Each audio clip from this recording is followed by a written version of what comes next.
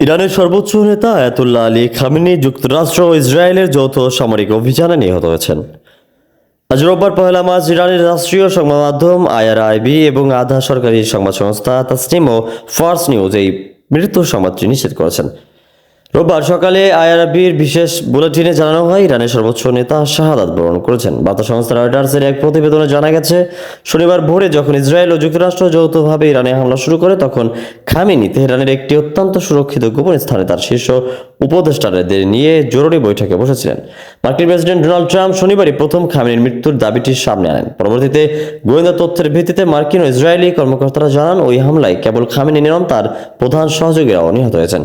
নিহতদের মধ্যে ইরানের সাবেক ন্যাশনাল সিকিউরিটি কাউন্সিল সচিব আলী শামখানি এবং ইসলামিক রেভলিউশনারি কর্পসের আইআরসিজি কমান্ডার মোহাম্মদ পাকপোরের নাম নিশ্চিত করা হয়েছে।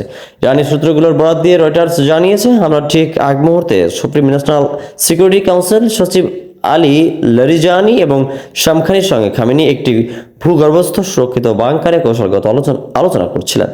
সংবাদ মাধ্যমে আল জাজিরা আয়াতুল্লাহ খামেনির বাসভবন ও সংলগ্ন এলাকার স্যাটেলাইটের ছবি প্রকাশ করেছে। ছবিতে দেখা গেছে, খামেনির সুউচ্চ প্রাসাদটি সম্পূর্ণ ধসে পড়েছে এবং স্থাপনাটির চারপাশে পুড়ে কালো হয়ে গেছে।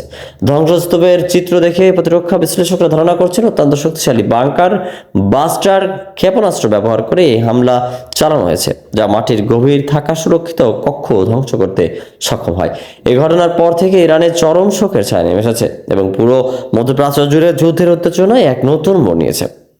আইআরসিজির পক্ষ থেকে এই হত্যাকাণ্ডের ভয়াবহ প্রতিশোধ নেওয়ার অঙ্গীকারও করা হয়েছে। শেখ আলী আকবর, গাংচিল টিভি, ডেস্ক রিপোর্ট।